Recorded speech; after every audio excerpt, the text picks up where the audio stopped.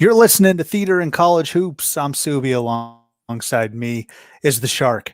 We're brought to you by Dash Radio and the Barn Burner Podcast Network. Go subscribe on whichever device you use. I actually heard Jordan Loveridge, former guard at the University of Utah, subscribe, so you should as well. Jordan Loveridge, one of Utah's biggest fan favorites, and apparently Jim Boylan, current head coach of the Chicago Bulls, much maligned head coach of the Chicago Bulls. He used to be the Utah head coach, and he straight up told Jordan Loveridge that he wasn't good enough to play at Utah. And all Loveridge did was lead a team to the Sweet 16 and finish 13th all time in Utah history scoring. So I think that's just another notch in the Jim Boylan's a complete idiot camp there. Check out the website at thebarnburner.com. That's the-barnburner.com. And make sure to follow us on Twitter at CBB Theater. You should also follow me at Subi232 to find out where the feet is, and make sure to follow the Shark at the_Shark_BB. Let's open the curtains. The Shark is a married man. Welcome back after your honeymoon. Was it a honeymoon? Tell us about the wedding. Did you find yourself a lady shark? Are there female sharks that need to be named something? Tons of questions here from me, but I'll pause and give you the floor. Yeah, it happened a while ago. COVID has changed a lot of stuff. I wouldn't call it necessarily a honeymoon either. It's just kind of it's a good word for it. Kind of just a little detour, to shut the engine down for a little bit, take a few weeks off, go up into the woods, kind of kick back, hit some New England beach, all that sort of stuff. So I missed the show. I listened to the show that you guys did without me. I saw that you kept chugging along, but yeah, big life moment happened there. You mentioned when you were mentioned in your intro about Loveridge right there. You said another notch on the old belt. Got me thinking of Christopher Walken, Secretary Cleary, Wedding Crashers. We should probably talk about that debate that was brought up, whether or not you go Wedding Crashers or Old School. I don't know if that's on your little note sheet over there or not. Let's talk shop about that. A couple of weeks ago, I saw it first posed on Twitter. Which was better, Old School or Wedding Crashers? Now, if you know me, I'm not going to speak for you, but I think I do speak for you when I say this. Wedding Crashers beats it out.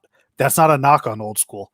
Wedding Crashers is just the most flawless comedy of our generation, and so it beats out Old School. And I don't think it's one of those deals where it edges it out. I think it beats it out maybe by 7 or 8 points. It's a close game throughout the entire the first and second half, and then you hit a couple free throws to seal it with about 12 seconds left. That's how I view Wedding Crashers.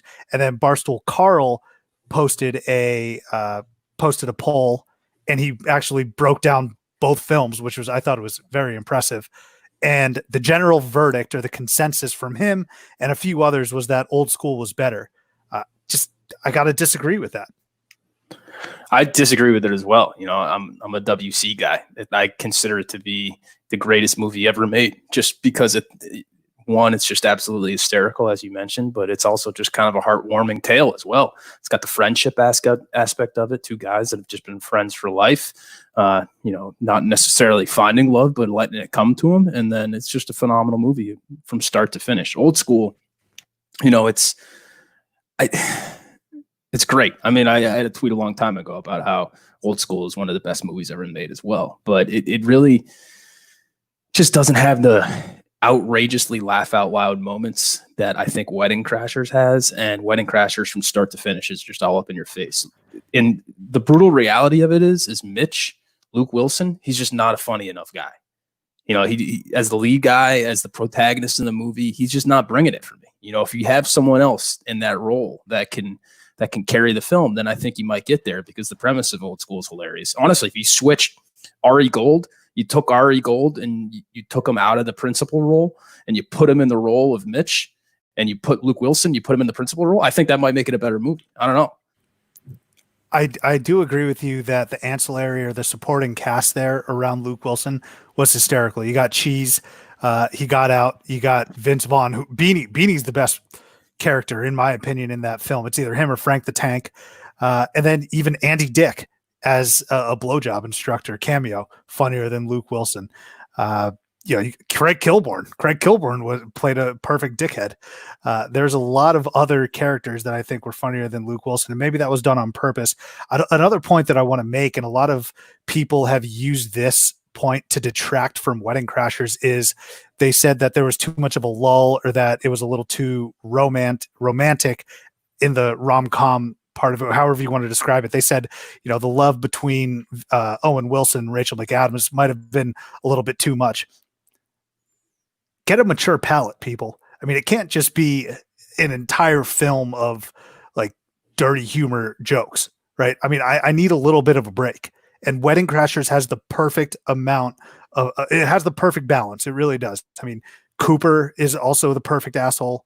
And then, but you're right. I do think the leads in Owen Wilson and Vince Vaughn, both of them are better than Luke Wilson.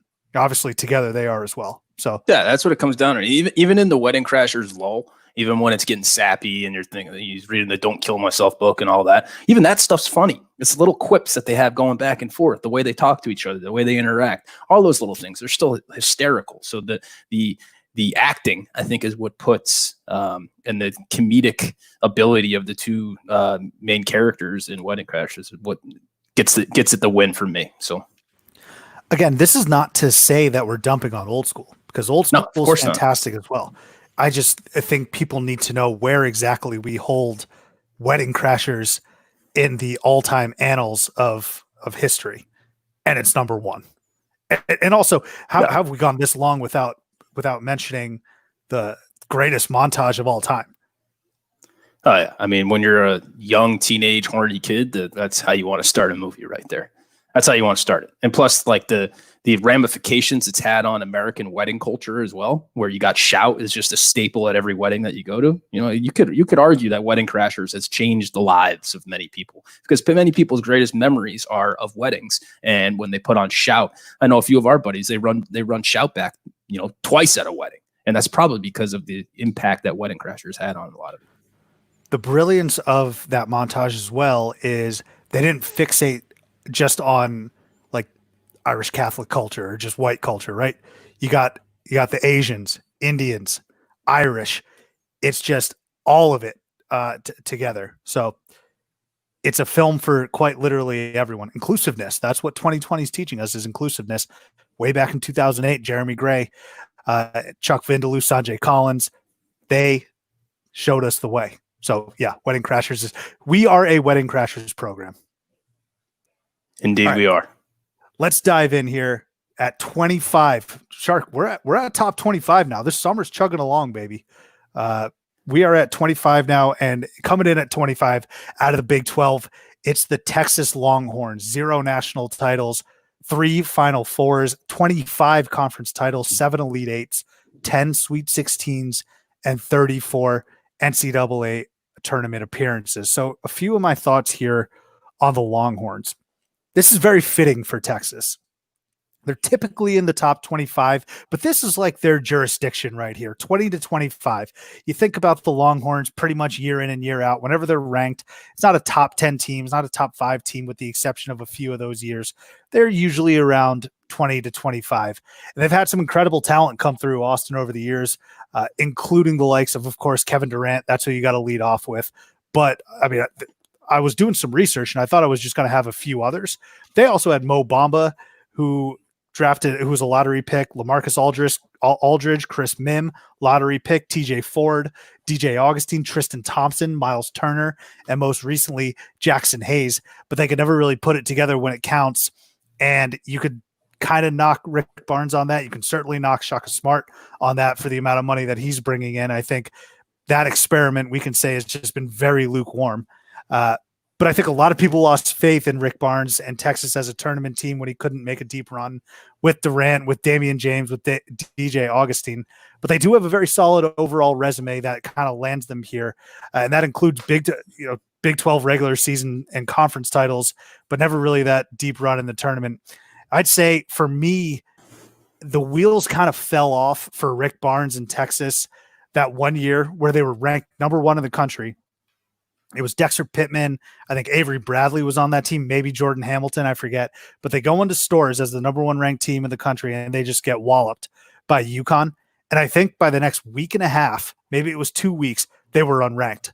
One of the most precipitous falls I can remember. And then Texas really just hasn't recovered, not only in that year, but since then. What are your thoughts on Texas there coming in at 25?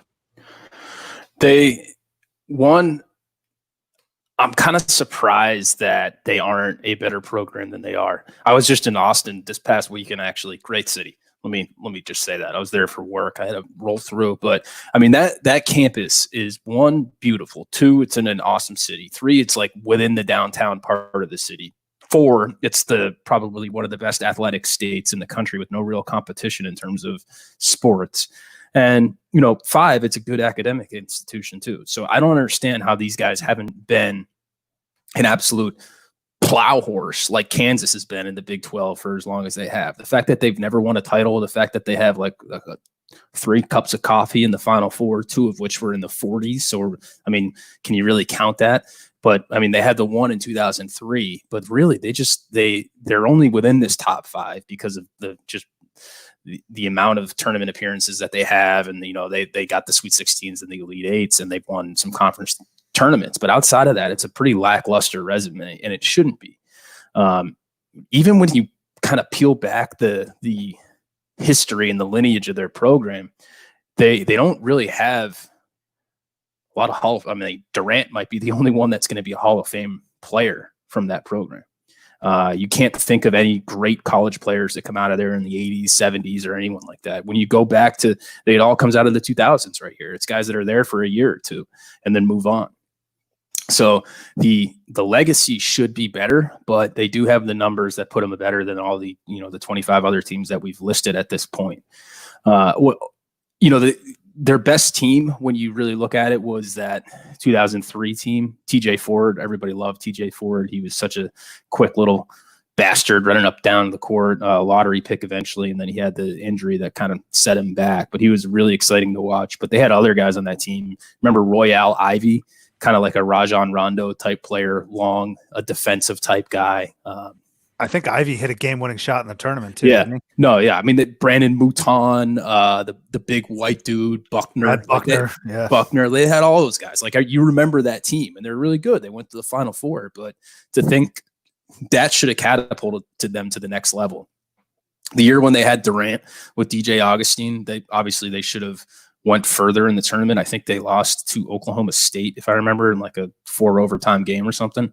We need a freaking producer or something, just so we can have, I know we don't make any money off this show, but if there's a freak out there that listens to us, what is this, the 70th episode that we've done? If there's some absolute lunatic that listens to every single one of these episodes and you want to help us out by giving us little factoids to go off of in the middle of the show, I'd be grateful for that. I know it's probably on the This is good though. This is kind of nice. If the listener right now, the theater goer, is listening, and they're probably saying to themselves, I know who they lost to. It might have been Oklahoma State, but maybe they're just waiting with bated breath for us to get it at some point.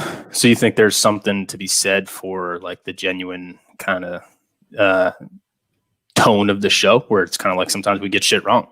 When we launched this program, we said we're not the guys that are going to dive deep into the stats or the research. This is just straight off the top of the dome based off of real life experiences and what we can retain. To quote Owen Wilson, brother of Luke Wilson, who carried the film that we led with in the beginning of this, but also quoting Owen Wilson in a different movie. I'm quoting in You, Me, and Dupree. If you're looking for Clydesdales, we're not your guys. All right. I'm going off the hip right here. I'm going off of what I remembered about what happened in the late 2000s when Durant, I'm pretty sure they were in the top right bracket of the tournament. Top right. I'm pretty sure it was there. I'm pretty sure it was a long overtime game, and I'm pretty sure they got wiped out by Oklahoma State because the color clash was going on. So that's where my brain is right now. I normally I'm pretty good with this. I can pull random things like this. So that's where I'm at. But if there is a producer that wants to be our Clydesdale, you could be our guy. Well, so you know how teachers, and when you're young, you start learning how the brain works, and you see, like, are you a visual learner? Do you learn with pictures or graphs, things like that, versus a numerical learner? I don't know if they gotta equate that to like bracketology. How do you learn about bracketology? Because you're very good at top right, top left, all this stuff. I'm terrible at it. I can't tell you what region a team was in. I can't tell you what I can't tell you what side of the bracket they were in. I can tell you what venue they were in. Could probably tell you what city they were in. Like this is a little teaser for a Where Am I later in this episode, but Vermont beating Syracuse, DCU Center, Worcester, Massachusetts. I think we all, I don't know how many people remember that, but there's a lot of ways that you can learn about the bracket. So you're a top right, top left kind of guy. Yeah, well, I researched it during your little speech right there, and I was completely wrong. It was Oklahoma State. They played USC. It wasn't Oklahoma State. So, yeah, I mean, they got killed too. Second round. It wasn't Oklahoma State, and it wasn't a quadruple overtime game. Nope, not at all. So, yeah, it could have been top right, though. I might have been right about the top right bracket. So we've actually incorporated a lot of good theater references here when talking about Texas. Let me get one more in here. Dexter Pittman. You know which character he reminds me of? And I'll give you a hint. It's a TV show, 30 minutes, HBO. Completely fizzled out, but at its apex, it was great. And when I say great, I'm kind of being facetious, but we truly did love the show. Yeah, so you're leaning Ballers right here. And I'm trying to remember the name of it's the former offensive lineman that goes into the front office. And it's actually very funny that you bring this up. And I'm kind of concerned that our minds are too synced up right now because of how off we are. But the Redskins front office guy, Alex Santos, actually looks exactly like this guy as well. And I literally just thought of it before we went on the show. So this guy, what's his name? Charles Green. Charles Green also played. He was in B Rabbit's crew in 8 Mile. He like hangs out with them. But yes, Dexter Pittman, that guy, Redskins sexual harasser in the front office, all one and the same right there. You want to take a quick reprieve and address the Skins thing? I mean, it kind of obviously it's never good when people are sexually harassed like that. They listed like 15 or so victims, but I mean, the way it was getting hyped up, I thought we were gonna be moving the protest from 16th Street up into Ashburn. We're gonna switch it up and go over there instead. But yeah, I mean, I thought it was gonna be like he was hanging with Epstein. I was thinking big because when the media does this, when they tease stuff, starting way back over the weekend, just to try to get Redskins fans, which are a very battered fan base, you give us something, we're gonna latch onto it for a while, and when you just manipulate us, it's like, come on, dude. I'm trying to grind my ass off over here through a July day. It's hot out. My voice is hoarse.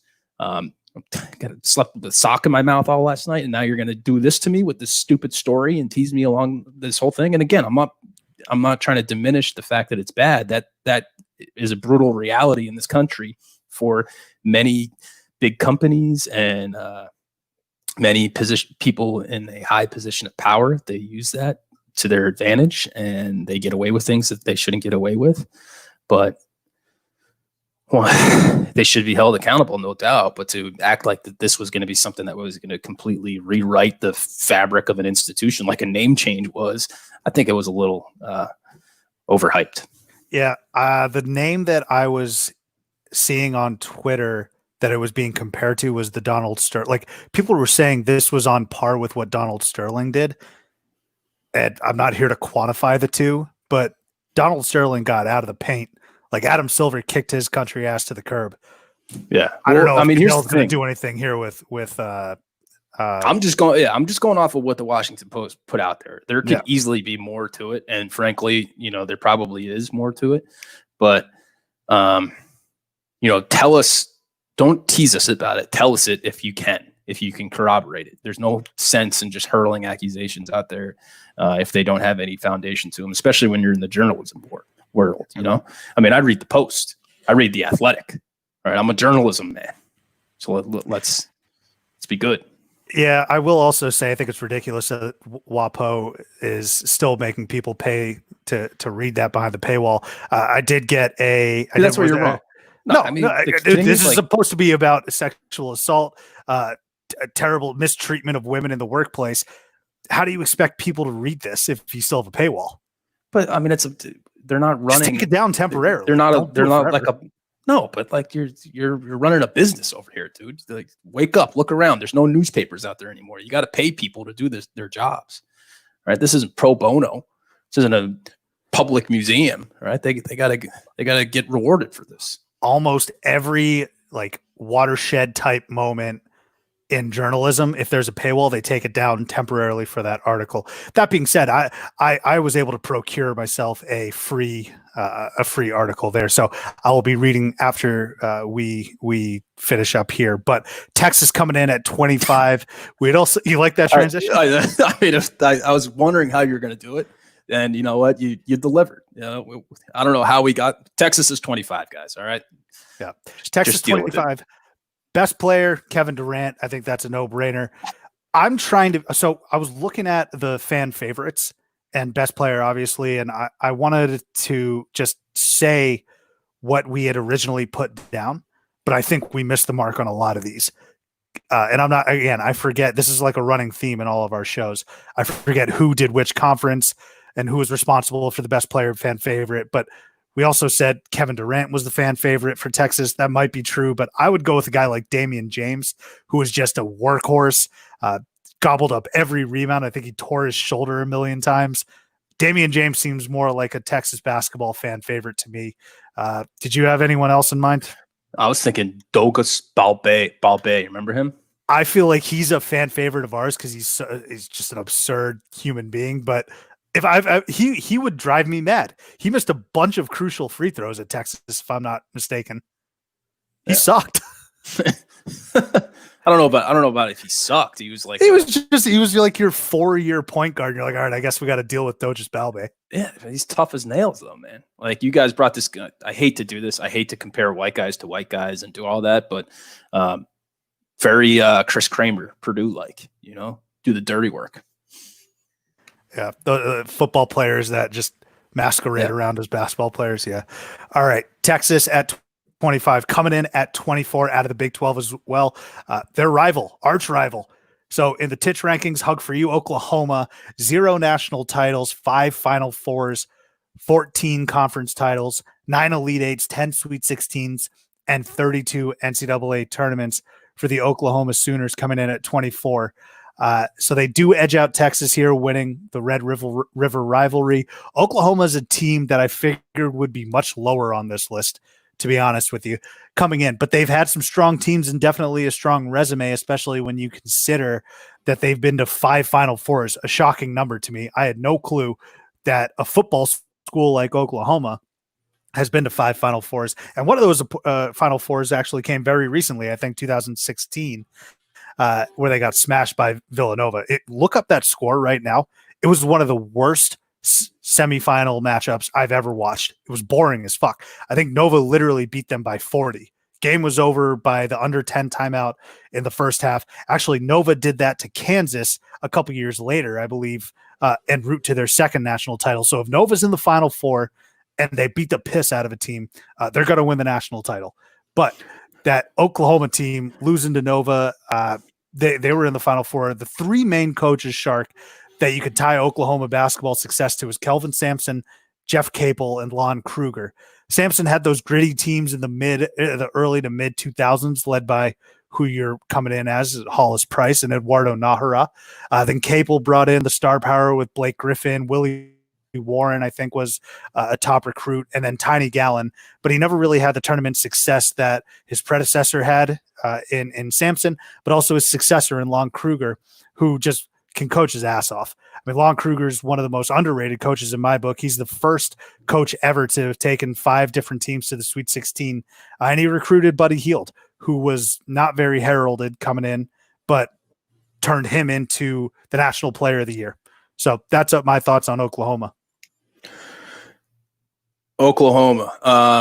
Very similar numbers and raw data to that of Texas. Obviously, Red River. I can never say it. We went to it last year, Father, but I can never say the 3 R's right there. But they're right next to each other. The difference, I think, the reason that I personally ranked Oklahoma higher than Texas was just strictly because they have 2 Final Fours within this century.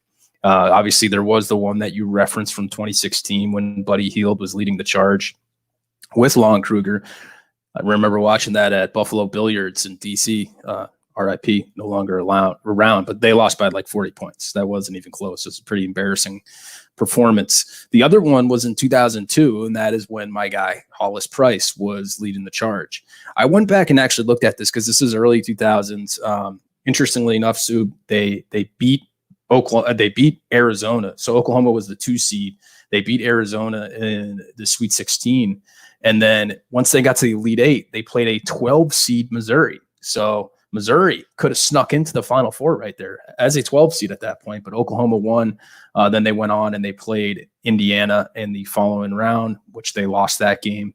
And that was the year that Maryland had won it all. So Oklahoma, a good run right there. Hollis Price, one of my memories in my head is always just Hollis Price shooting free throws. I don't know why. He was a phenomenal free throw shooter. I know that much, but I definitely always remember that.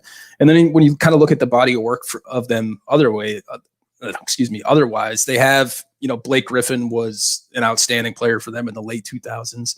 Wayman Tisdale, outstanding player in the 80s. They got that Toby Keith song, that Crying for You. You heard that one, Sue? Oh, of course. I was going to bring up the fact that the relationship between the program and one of the greatest country singers of all time should probably factor into their ranking as well. Can you cut this up and just play that song right here? I love that song. Consider it cut. Just give it a little sip. Give everyone a little sip. Good. But anyways, I hope you enjoyed that. The Crying for You, the Wayman Tisdale song that Toby Keith did right there.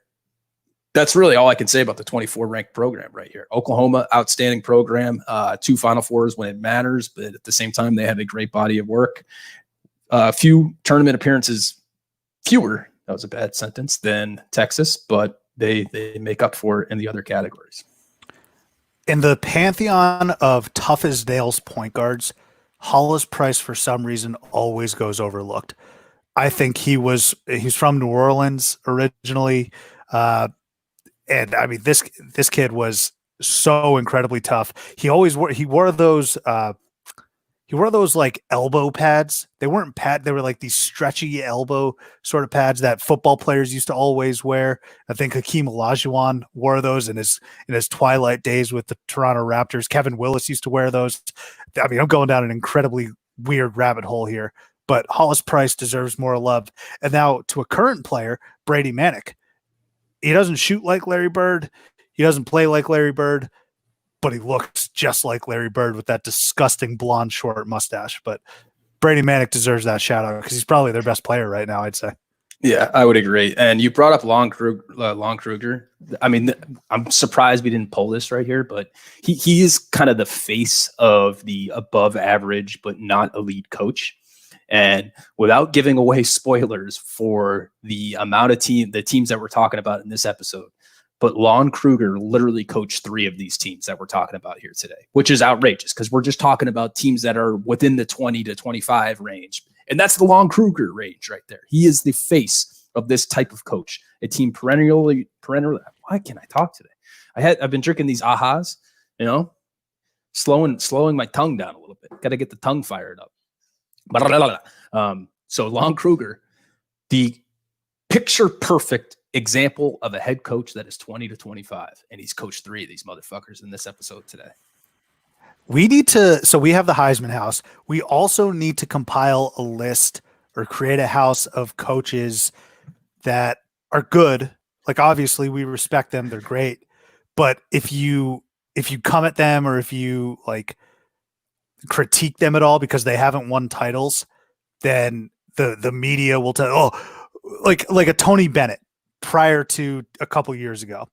If you so much as pointed out the fact that he falls short in the tournament, you got guys like Billis, Vitale, Andy Katz being like, he doesn't need to prove anything. It's the quote, he doesn't need to prove anything, coaches, when in reality on the hush hush, they need to prove something if they really want to be looked at as like a, in the level of like a Coach K. Well, not a Coach K, that's too much, but like I don't know, think of someone with probably a Tony Bennett now. No, I really like where you're going with this, and I know exactly what you're talking about. I can't quite put my finger on it. It's like the classic 4 seed in the East in the NBA, where like they're always pretty good, but they're never going to get by the 1 seeder, like the Atlanta Hawks from like 8 or so years ago, where Like the you Pacers now. Yeah, Pacers right now. You just exist. You're competitive enough, but everybody and their grandmother knows that you're never going to make it through, and everybody knows that about Lon Kruger.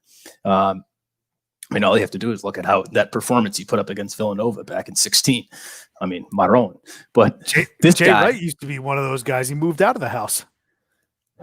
See, but like I see, I think there's a difference between guys like Kruger and Wright and Bennett, because Wright and Bennett have done mainly at the same program. I know you guys talked a lot about Tony Bennett in the previous episode and how he's at Washington State. Washington State was a shit program. He took them from nowhere, brought them up. Derek Lowe, the Hawaiian guy, they almost beat Notre Dame in that first round.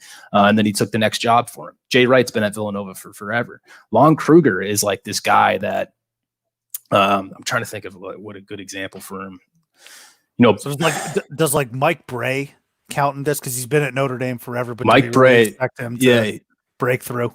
See, I would much rather have a guy that's gone to various different places and just done the exact same thing with each program, which is what Lon Kruger kind of is. Like, he's always taking a middle program in a big conference or like a big state school, Florida, Illinois, Oklahoma, UNLV. I'd consider that a big state school, just taking a big program and making them pretty good. Like, he's always just pretty good. He's never great. He was 1 year and then he embarrassed himself. But he's always going to have Oklahoma with like 12 losses. They're always going to be on the bubble. And they're always going to be right within this range on they're not going anywhere on our list right now, unless they can only go up at this point. Oklahoma is the mid to late, like 2010s in terms of the bubble that Vatek was in the late 2000s. Like Vatek and Seth Greenberg every single year. But they never made it. Yeah, but they never made it. Like, yeah, true. Yeah. Kruger's at least making the freaking tournaments, dude. Final like this four guy, too, he's getting there. He's relevant. He's done something. Yeah. Let's put a pin in this one, and we'll shop talk it tonight, and then we'll send out our Lon Kruger. We're better than this. We can come up with something better than this. Oklahoma at 24, best player Buddy Hield. I think. We said best player Buddy Hield and fan favorite Blake Griffin. I feel like it should be reverse. I think Blake Griffin was the best player. I mean, Buddy did win the same award Blake did and got him to a Final Four, but Blake was also the number 1 overall pick. And I mean, he was absolutely amazing in college. I don't know. I think those two are probably your favorite. Maybe Wayman Tisdale, but that might be unfair. I'm crying for me. Yeah. Sorry. No, that's fine. Anyone else that you can think of? Buddy Hield, Blake Griffin? I mean, there's not a lot of Oklahoma guys that I care about. No, I'm good. All right. 23 out of the SEC.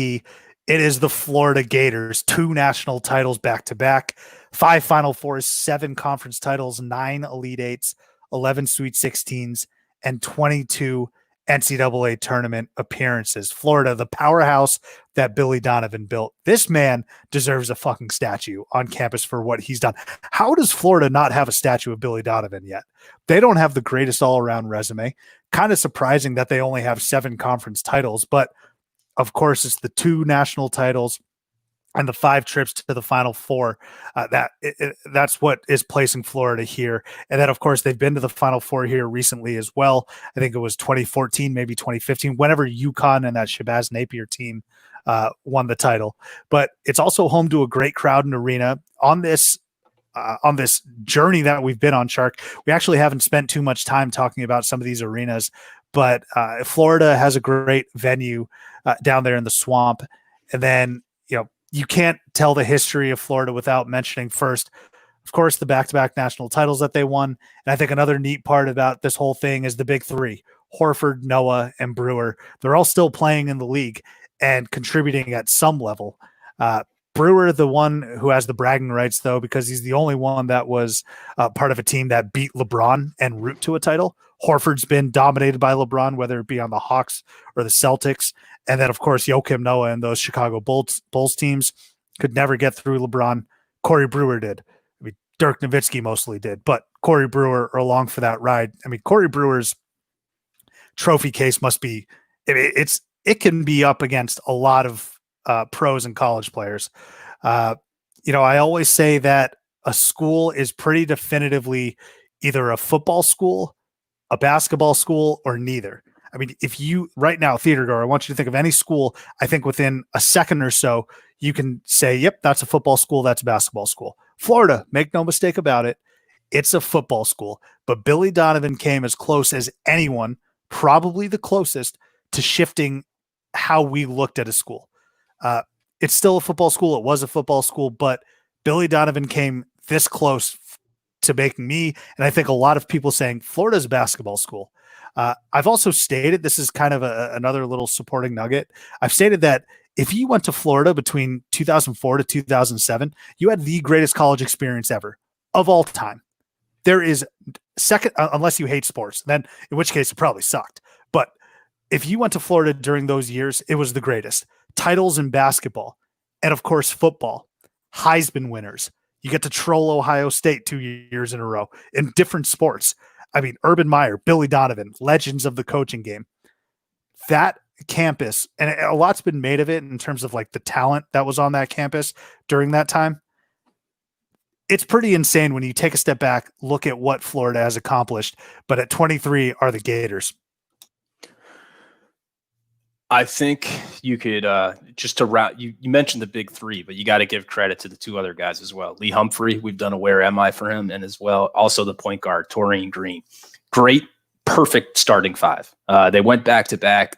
It doesn't happen. That really just does not happen in college basketball.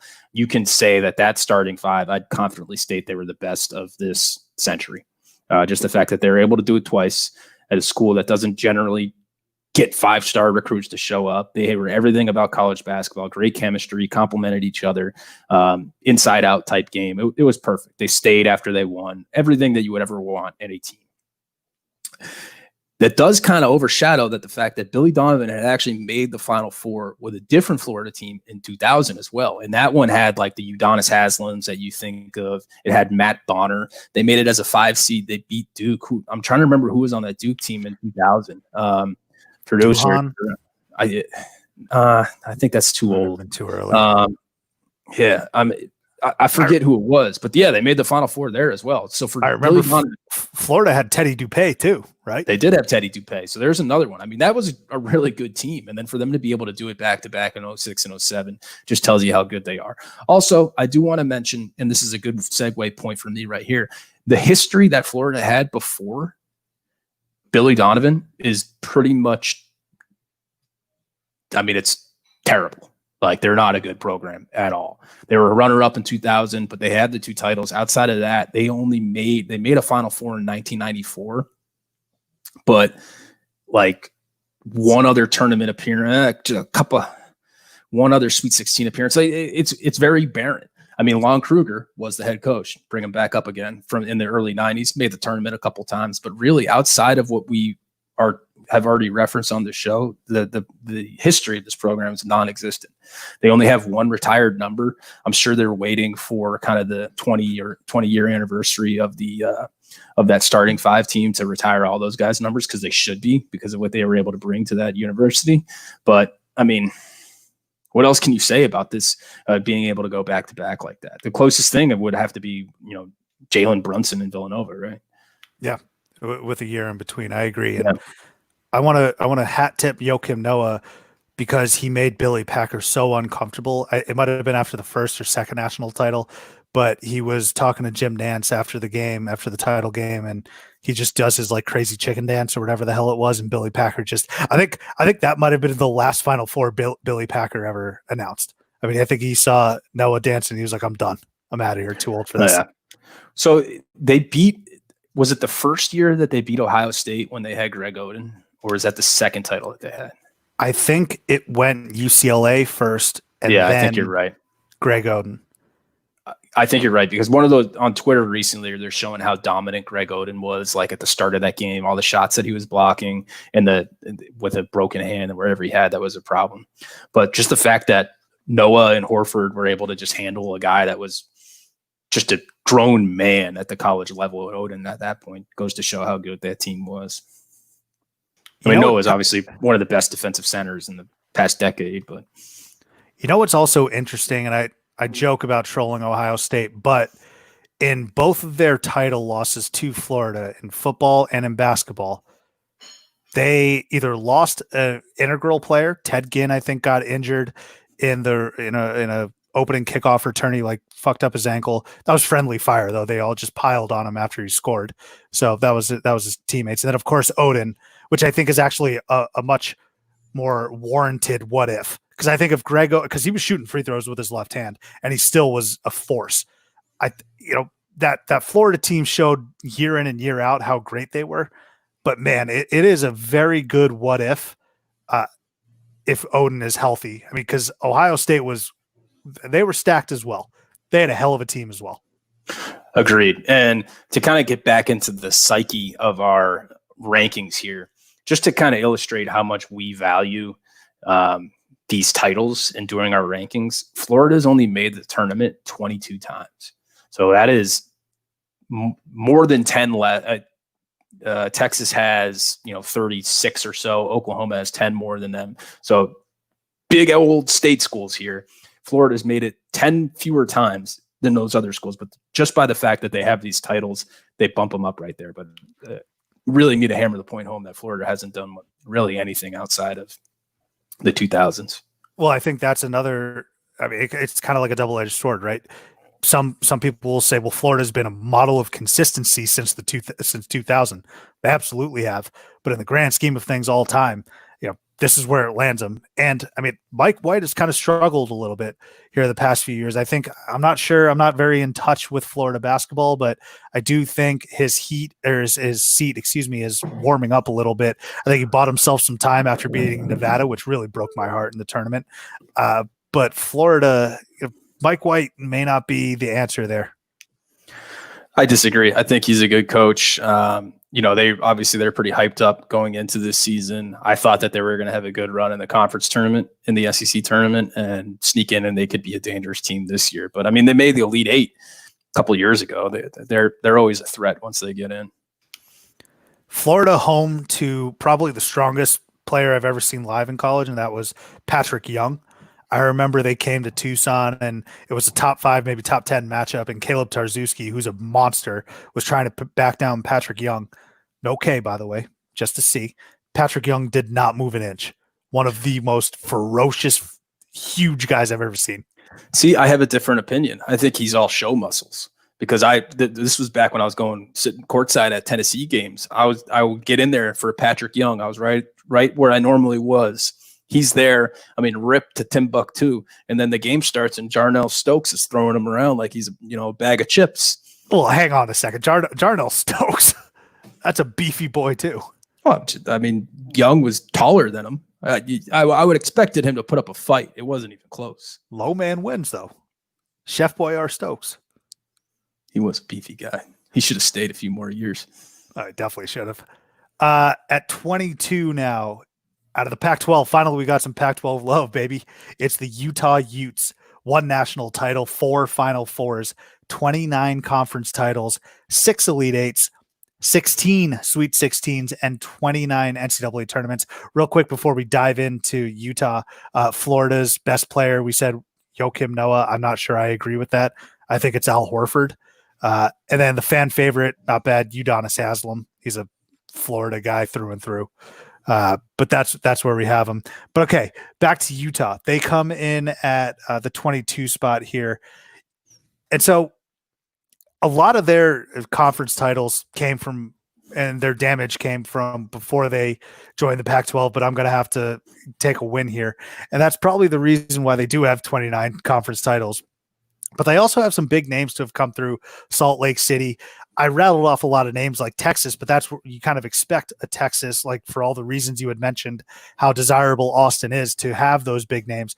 But Utah has Andre Miller. They have Keith Van Horn, Michael Doliak, Andrew Bogut, who was the National Player of the Year and #1 overall pick, and then Jakob Poeltl. Poeltl, I think, went number 9 overall. So this is a program, really, though, that Rick Majerus built. Basically, your big huge, lovable teddy bear coach that everyone, I mean, Rick Majerus is a legend. And he brought this program to prominence and at one point was the best team in Utah, which is kind of an interesting little thought here because Utah as a state, it seems like they have the three major teams that just rotate in terms of who's great, right? So when Jimmer was at BYU, it was them in the late 2000s or late 2000s to 2010. And then Utah in the late 90s with Van Horn and Doliak. And now Utah State with your boy, what's his name? Was that Sam Merrill. Sam Merrill. I was going to go Ellinger, the Texas quarterback, but Utah State and the Aggies, they seem to have taken over. But I do think Larry Krystkowiak has done a wonderful job at Utah. He's getting a lot of heat from some people. I don't understand why. I don't necessarily know what people are expecting is the ceiling for Utah, but the Utes come in at 22. Yeah, this is where I wish we had Taylor, which, by the way, where is Taylor? You know, you guys spent about 15 minutes talking about where I was on the last episode. I didn't mention it at all right now. And the only reason I'm bringing it up is because Utah, I think they're ranked too high on our show here. I don't get the appeal on my personal big board. I had them closer to 30. You know, I had Maryland above them. I had those other schools. Utah, all I can really recall is that late 90s team, right? The one with Van Horn. And then Bogut was good for a little bit as well. But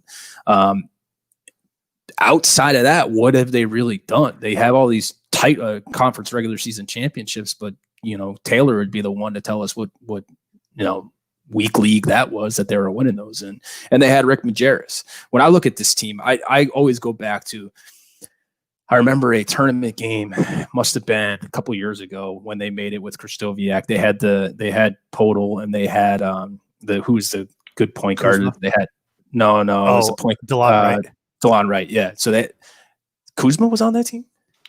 I'm pretty sure Kuzma and Pirtle played together. Maybe, yeah.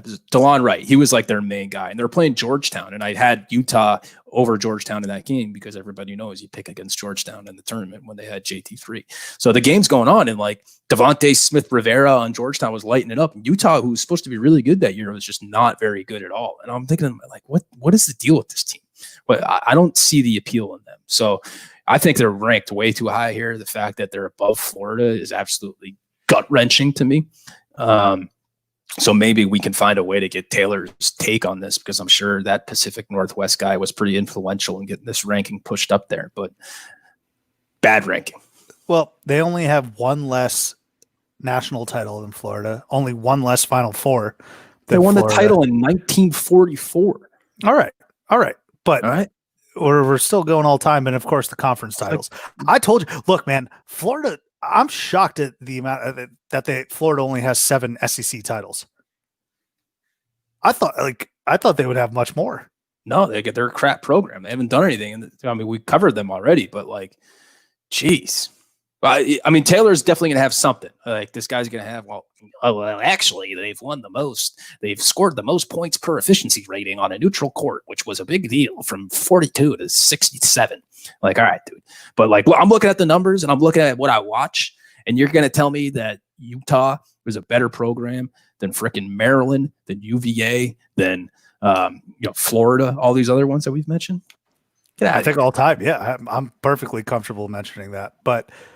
I will say, though, that Utah is one of those teams that could very well decline here in this ranking. They probably won't be climbing at all, but they could definitely decline because, I mean, I don't know. I think Krystkowiak is doing a good job there, but his apex was definitely Pirtle, Kuzma, and DeLon Wright. Which was like a Sweet 16 run, right? Like, is that all they did?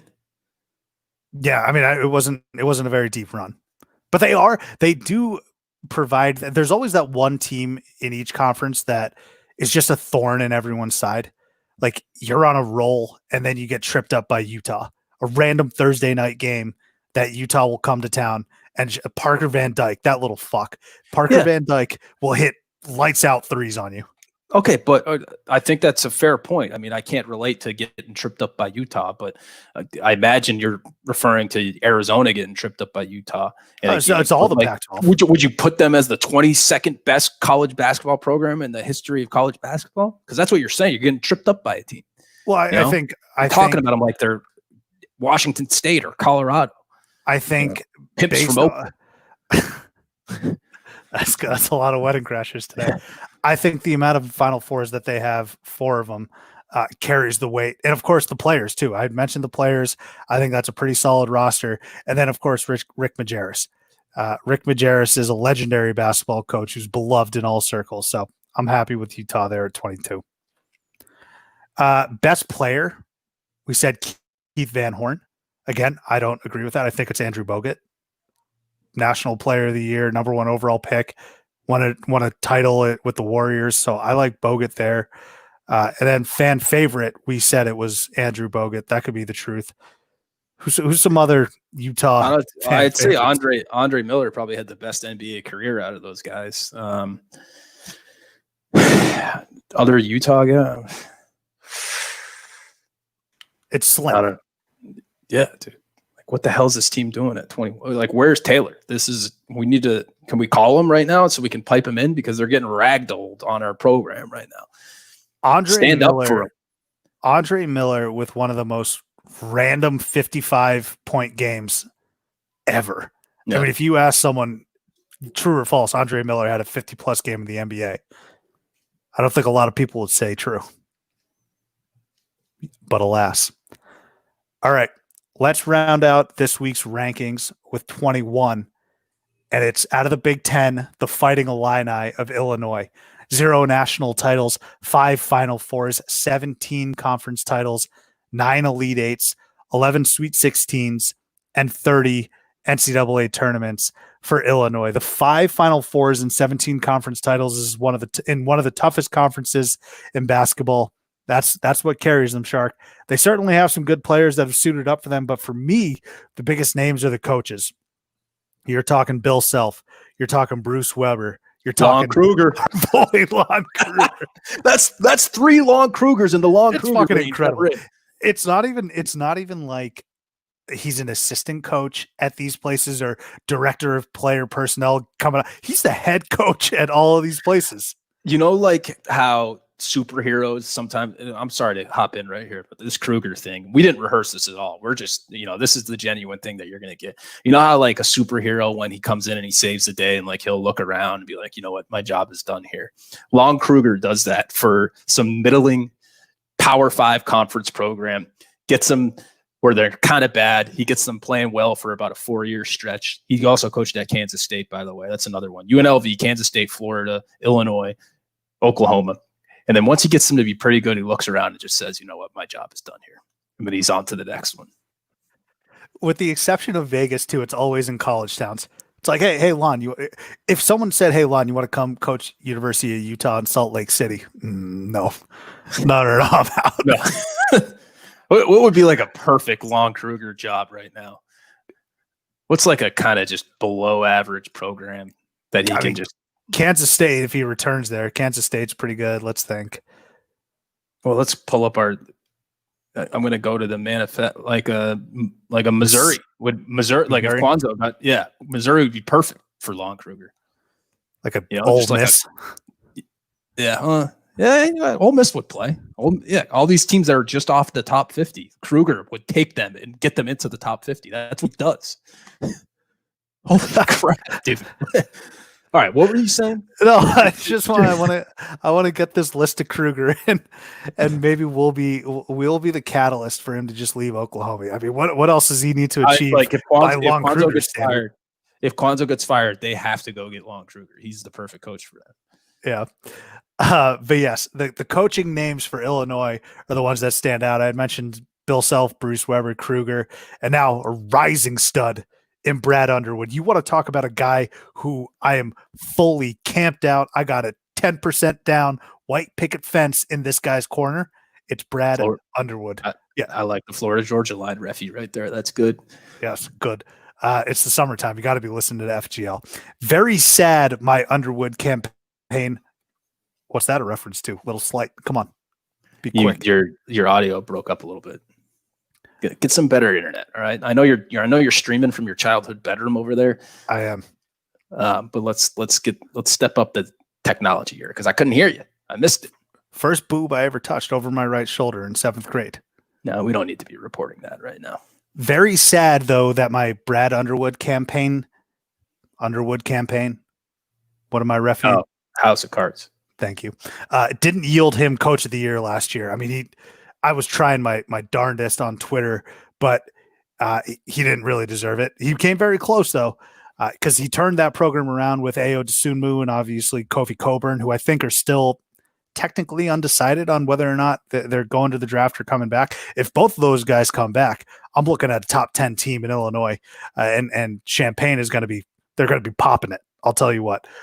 So Brad Underwood, I love it, but you can't talk about Illinois without remembering their most legendary, iconic team, 2004, 2005, that had D. Brown, Darren Williams, and Luther Head as one of the most iconic and best trios in college basketball history. And we had mentioned with Florida about their arena.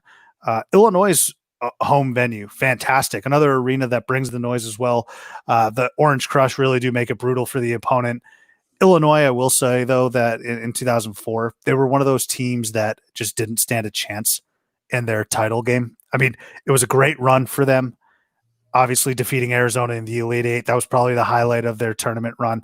But then they ran into, I think it was Rashad McCants, Ray Felton, and Sean May, Carolina team. No chance. Yep. So no shame in them losing. But the Illini in at 21. I have a hard time figuring out. You know what I'll do? I've been waiting to unveil this nickname for the right person, but I'm going to use it here. I'm going to kind of test this in beta right now.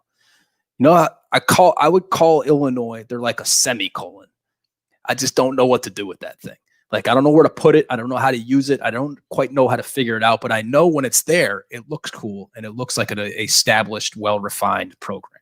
So I'm going to take the semicolon and give it to a player probably in college basketball at some point. But Illinois is a perfect example of that because like they have done a lot. Believe it or not, they have the 5 Final Fours. A couple of those were 3 of those were a long time ago, but they grabbed one in 89. They have the one in 2005 when they were runner-ups. And these guys are freaking consistent.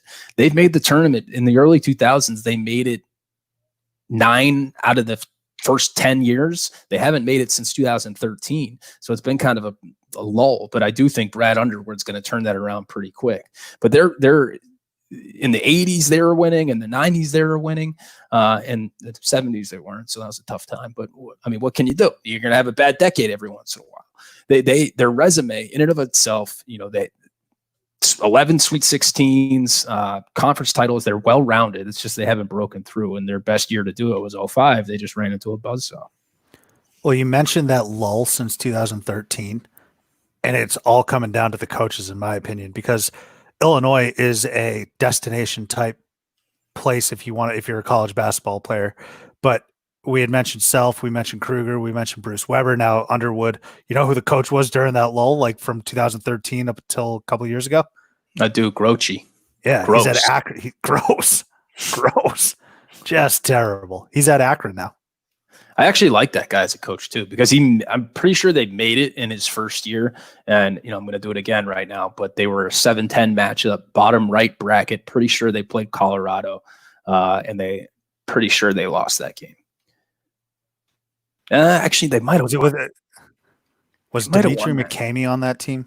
I don't know. I can't give you names for that time. I'll tell you where they were on the bracket. So Illinois coming in at 21 there. Best player, we said it was D. Brown. I disagree. It's Darren Williams, isn't it? Yeah. I mean, they probably have, you know, who would be, I bet from the 80s, they probably had a player in the 90s as well. I can't pull any off the top of my head. Do you remember anyone from the 80s or 90s that played at Illinois? Because they were a good team. But I mean, Darren Williams led them. Nick Anderson, there's one right there. Yeah, but Darren Williams. Luther Head was nasty too, though. He was. Yeah. But I mean, if we're putting together best player, Darren Williams not only had that in college, led him to a national title game appearance, but at one point it was argued that it was either him or Chris Paul as the best point guard in the NBA. So I got to give the nod there to Darren Williams. Fan favorite, we said it was Darren Williams, but I'm okay with putting like D. Brown, Luther Head. What about James Augustine? James Augustine. The forgotten guy there. Yeah. Roger Powell. Ball player. Yeah. I mean, I'm just going strictly off of their 0405 team. That's really all I remember from the Illini. Yeah. But that is 25 through 21. Shark, like I said, we made it through or made it to the top 25 now. 25 was Texas, 24 Oklahoma, 23 Florida, 22 Utah, and 21 the Illini. A few other news and notes before we take a quick break and finish it off with hugs and where am I? Howard Dean, former governor of Vermont. Is he the governor? I don't know, dude. I'm going to say governor. Yeah. Howard Dean replied back to me in a tweet. So to give you guys a little bit of context, Howard Dean tweeted something about COVID-19 saying, I want my sports back. I like watching college football, I like watching college basketball. And I was feeling a little ambitious, feeling, not very bashful at all. Tweeted at him the Sorrentine gif, said, "Hey, I'm sure you let out a big blah." And he replied and confirmed that he did. So Howard Dean, potential theater goer, potential Titch fan, if you're listening, Howard, thank you. Moussa Cisse, top recruit going to Memphis. Hug for the rest of the Barn guys. I'm not sure if you saw that as well, but I think it was Hack Goodman who had a pretty funny tweet. He was like, I think he meant this earnestly. He tweeted this non-facetiously. He's like, Penny looks to have another loaded team if they can just stay away from suspensions and injury. It's just a dickhead thing to say. One of those deals where he might not have understood how he came off there, but Moussa Cisse. And then Jonathan Kuminga, another top recruit. I feel like there's a million top recruits and everyone's all ranked number one. Titus said that the other day too. He's like, how can Amani Bates and Kuminga and Moussa Cisse, and look, they may not be all in the same grade, but it feels like they're the number one. They're all the number one overall rated player. But Jonathan Kuminga bypasses the NCAA for the G League. He almost picked Texas Tech. I mean, Chris Beard is truly building something down there in Lubbock, but Kuminga going to the G League, hug for him. I don't want to hear though how like college basketball is doomed and how it's going to be dead in a couple of years. It's going to be just fine. It would be nice to see guys like Kuminga play in college, but hug for them. Let's go ahead and round this out though, Shark. But before we do that, a quick message from our guy Zach at the Barn Burner Podcast Network. All right, let's finish it up here. Where am I? Now, I feel like you're really going to love this one. And I made two references to this team. Now, this is a boyhood, like middle school, early high. Yeah, it was definitely middle school. NCAA tournament player who is often overlooked in one of the best upsets and also best moments in tournament history. Can you guess who I'm referring to? I wasn't paying enough attention to your Easter eggs through the show, so I'm going to either need another hint or just tell me. I'm just going to tell you, it is Jermaine Mopagila. No, I almost called up a where am I for him a while ago, but please continue. Jermaine Mopagila, where am I? Former Vermont Catamount that was part of the team that beat Syracuse, is now a senior software engineer at Home Depot in the greater Atlanta area. He's also worked at GE, so he's got quite the resume, quite the work experience. Here's the other thing, though, that people do not know. Taylor Coppenrath was probably the best player on that team consistently throughout the entire year. People remember, I think it was Tom Brennan, the head coach. People remember the Sorrentine shot. Do people forget, though, that Jermaine Mopagila was head and shoulders the best player in that basketball game against Syracuse? He was. He led them in points, rebounds, and assists. He had 29 and 5. He was the best player on the court. I remember him pretty much stepping out of bounds on the baseline right there. I remember exactly where I was when I watched this game, and I think it was strictly because they didn't cover him. Like they only covered Coppenrath and Sorrentine. So obviously they're playing the 2-3 zone throughout the game right there, but like they just left him alone entirely. He stepped up, but he wouldn't have had those opportunities had the attention and focus not gone to Sorrentine and Coppenrath. How many points did Coppenrath have that game? I don't know, but this is more than just stepping up. Like Grayson Allen against Wisconsin in the title game came off No, the that bench. He I agree. stepped up. Jermaine Mopagila at 29 and 5. That's a complete game. Yeah. No, that is a surprising number right there. That's a full day. That's a hell of a day. That's a Mopagila right there. So Jermaine Mopagila, senior software engineer at the Home Depot. Shark, let's finish it off with hugs. You got anything? I just looked up the numbers. He only had 20 points in that game. Dude. Oh, 29 and 4. Okay. 29, 5 and 4. Got it. That actually reinforces my point even more. Balance. Well, I mean, I thought you said 29 at first. Sorrentine was 5 of 20 from the field. Jeez. I'm telling you. He had he drilled it when it mattered. Guess how many bench points they had in that one? None. No, 0 bench points. Wow. All right. Anyway, sorry about that. You asked me about the wedding in the beginning. I got to bring up this story right now because you just did the Valvano thing. The deacon that was doing the homily in my wedding. I never talked about my passion for college basketball with him at all. He gets up there. We're doing like a very relatively socially distant, ceremony and everything in the church. He gets up there and within his homily, he's going through, you got to love each other. You got to do all that. Yeah, whatever. And then he goes, Jim Valvano once said, and I start losing it up there as I'm sitting up there. He's quoting Jimmy V, my favorite quote, the picture on my Twitter profile right there. He says, Jim Valvano once said, you got to laugh, you got to think, you got to cry. Well, I'm telling you guys, you got to do one more thing. You got to pray. And I was like, dude, let's get married right now. Great speech. Many are asking, was this premeditated part? No chance. Because I mean, obviously, you got to do. You weren't able to sneak away and be like, "Father." None. I mean, it's God. That's fate. Believe in God, right there. Anyways, let me give my hug. Quick transition. My hug is going to go to Jim Christian. We're talking faith right here. We're going to talk Jim Christian. You like that transition right there? That's why they pay us no bucks. But Jimmy Christian. Thank you for that. Book just bagged another recruit for 2021 in New England.